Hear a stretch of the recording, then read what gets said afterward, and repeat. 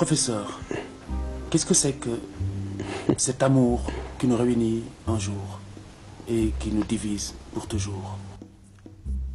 C'est le drame déjà de l'amour. J'ai vu que quand vous disiez l'amour, vous aviez du mal à placer vos mots. Parce que l'amour est la chose du monde la mieux courue. L'amour est la chose du monde la mieux partagée. Mais rappelez-vous le mot du poète, salut à lui, de brillant Amadou Lamine Sall, disant quoi? Que l'homme est un papillon amnésique qui se souvient toujours trop tard que l'amour est un feu où on se brûle les ailes.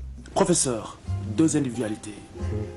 Comment arrive-t-on à une fusion qui n'en devient pas une aliénation de soi-même?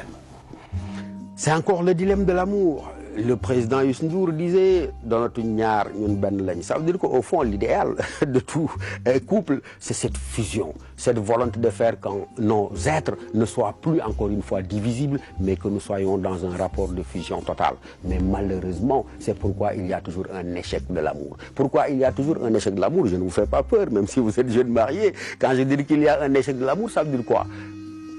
Nos consciences sont généralement fermées les unes aux autres. Ta conscience, je ne peux pas la pénétrer, je ne peux pas la violer, tu ne peux pas entrer également dans ma conscience. Et c'est pourquoi Sartre dit, le vrai discours quand Khalifa dit à Madame je t'aime, le vrai discours n'est pas je t'aime, mais je voudrais que tu m'aimes et quand tu m'auras aimé, j'aurai la sécurité nécessaire pour pouvoir te dire je t'aime. Et donc en disant non pas je t'aime, mais je voudrais que tu m'aimes pour que je puisse t'aimer, c'est pourquoi justement tout projet amoureux était le départ condamné à un échec certain, parce que nous sommes des êtres profondément différents malgré toute la proximité géographique que nous pouvons entretenir.